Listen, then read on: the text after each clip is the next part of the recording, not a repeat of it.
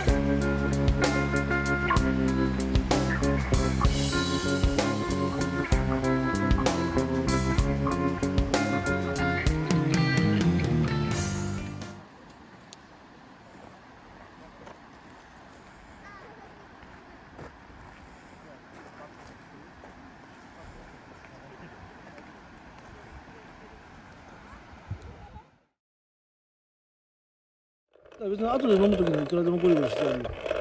いや、日が落ちると。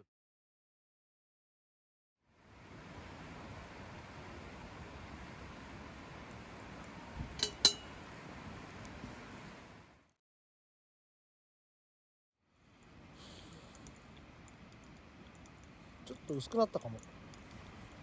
あと変な渋みが出ちゃったかもしれない。ちょっとあれだな、もうちょっと濃くすればよかったな。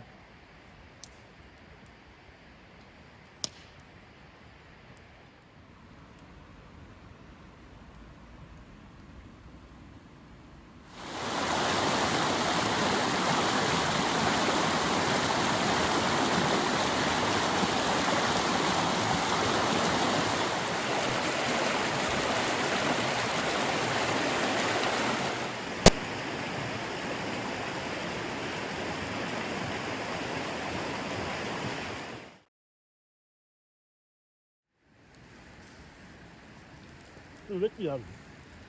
取ってからでいいから。